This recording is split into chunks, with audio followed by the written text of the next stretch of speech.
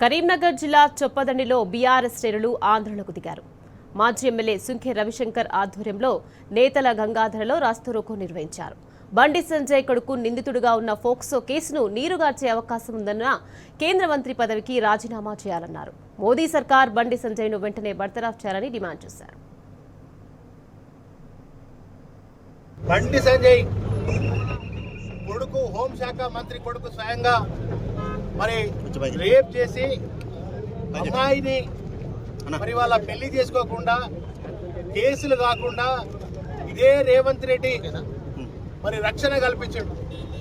9 రోజులుగా బండి సంజయ్కి తన కొడుకును అప్పగించాలని ఒక బాధ్యత కలిగినటువంటి ఒక ఎంపీ పదవిలో హోంశాఖ మంత్రి పదవిలో ఉన్నటువంటి ఆయనకు తన కొడుకు తప్పు చేసిండు, డ్రగ్స్ తీసుకున్నాడు, అమ్మాయిని మరి రేప్ చేసిండు, ఆయనను చట్టరీత్యా శిక్షించాలి, ఆయన చట్టానికి అప్పచెప్పాలి అనే ఒక సోయి లేని హోంశాఖ మంత్రి ఈ రాష్ట్రంలో ఉండడం నిజంగా సిగ్గుచేటు. మేము ఇవాళ బీఆర్ఎస్ పార్టీ పక్షాన ఒకటే డిమాండ్ చేస్తున్నాం, ఆ మైనర్ బాలికకు న్యాయం చేయండి.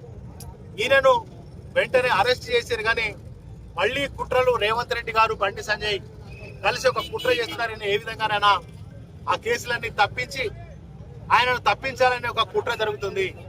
కానీ సోషల్ మీడియాలో ఉన్నటువంటి వారియర్స్ బలంగా కొట్లాడడం, అదేవిధంగా బీఆర్ఎస్ పార్టీ కూడా బలంగా కొట్లాడు, మా మహిళలు అక్కా చెల్లెళ్ళు బ్రహ్మాండంగా ఒక పులులై ఇవాళ రోడ్ల మీదకి వచ్చి వాళ్ళు అనేక పోరాటాలు చేస్తే ఇలా రేవంత్ రెడ్డి సర్కార్ దిగి వచ్చి ఆయన తాత్కాలికంగా అరెస్ట్ చేయడం ముఖ్యంగా ఆయనకు సరైనటువంటి శిక్ష పడాలి.